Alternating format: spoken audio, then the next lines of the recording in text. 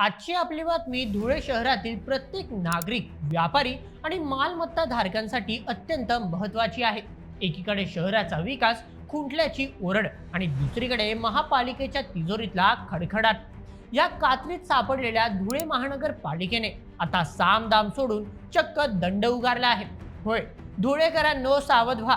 जर तुमचा मालमत्ता कर थकीत असेल तर आता केवळ नोटीस येणार नाही, तर थेट महापालिकेचे पथक तुमच्या दारात जप्तीसाठी येऊ शकतो.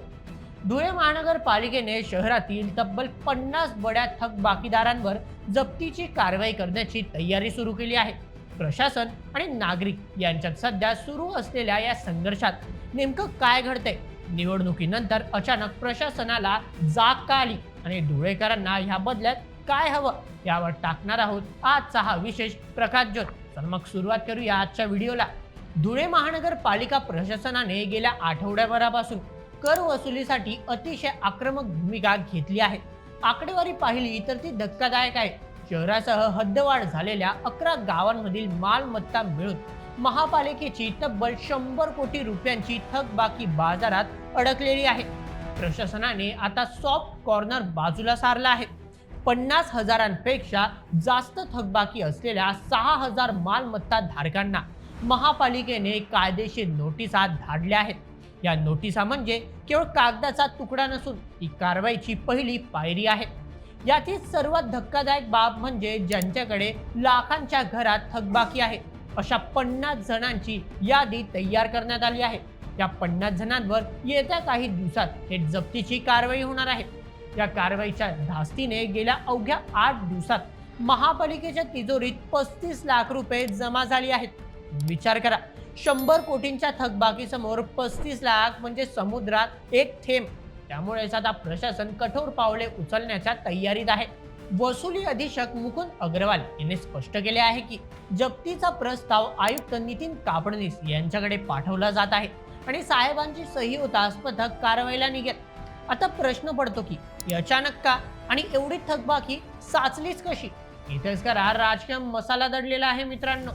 तुम्हाला आठवत असेल, गेल्या वर्षभरात धुळे महानगरपालिकेने तब्बल 6 वेळा शास्ती माफी दिली, म्हणजेच मुद्दल भरा आणि व्याजात सूट मिळवा. पण दुर्दैवाने या सवलतीचा फायदा जेवढा व्हायला हवा होता तेवढा झाला नाही. राजकारणात अनेकदा मतांच्या गणितासाठी सवलत मिळेल, कारवाई होणार नाही असे छुपे संकेत दिले जातात. नागरिक ही मग निवडणूक आहे, आता कुठे कारवाई होते या आविर्भावात कर भरायचे टाळतात. पण आता निवडणुकांचा हंगाम संपला आहे आणि वास्तवाचे झटके प्रशासनाला बसू लागले आहे. 150 कोटींच्या थकबाकीपैकी 8 महिन्यांच्या सवलतीच्या काळात केवळ 37 कोटी वसूल झाले. प्रशासनाने उद्दिष्ट 40 ते 50% पूर्ण झाले नाही. त्यामुळे आता प्रेमाने सांगून थकलो, आता कायद्याने सांगू असा पवित्रा प्रशासनाने घेतला आहे. दुसरीकडे नागरिकांची मानसिकता अशी झाली आहे की फेब्रुवारी अखेरपर्यंत अजून एखादी शास्ती माफीची योजना येईल. अनेक जण याच आशेवर पैसे खिशात ठेवून बसले आहेत.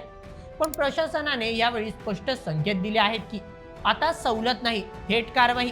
31 जानेवारी 2026ला शेवटची मुदत संपली आहे आणि आता वाट पाहणे महागात पडू शकते. ही झाली प्रशासनाची बाजू, पण नाण्याला दुसरी बाजूही आहे. कर भरणाऱ्या सामान्य धुळेकरांच्या मनातही एक असंतोष खदखदतोय. जेव्हा महापालिका 100 कोटींच्या थकबाकीची ओरड करते तेव्हा सामान्य नागरिक विचारतो, कर कशासाठी? सुविधा आहेत कुठे? धुळेकरांच्या साध्या मागण्या आहेत ज्या वर्षानुवर्षे पूर्ण झालेल्या नाहीत. चला एक एक करून ह्या मागण्या जाणून घेऊया. सर्वप्रथम खड्डेमुक्त रस्ते. कराच्या बदल्यात गुळगुळीत रस्ते मिळणे हा अधिकार आहे, पण शहरातील अनेक भागात रस्त्यांची चाळण झाली आहे.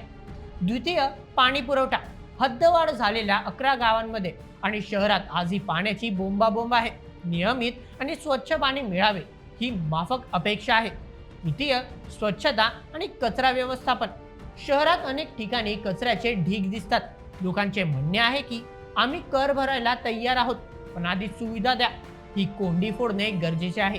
प्रशासन म्हणते कर भरा तर विकास करू आणि जनता म्हणते विकास दाखवा तर कर भरू. या वादात शहराचं नुकसान होत आहे. प्रशासनाने आता डिजिटल इंडियाच्या धर्तीवर सोयीस्कर पर्यायही दिले आहेत. रांगेत उभे राहण्याचे कारण सांगू नका. www.dhuemc.in किंवा www.dhuemcorganization या वेबसाईटवर जाऊन घर बसल्या कर भरता येतो. वसुली अधीक्षक मुकुंद अग्रवाल यांनी स्पष्ट इशारा दिला आहे की जप्तीची नामुष्की टाळायची असेल तर नागरिकांनी त्वरित कर भरावा. आम्ही आता प्रायोजित पाठवत आहोत.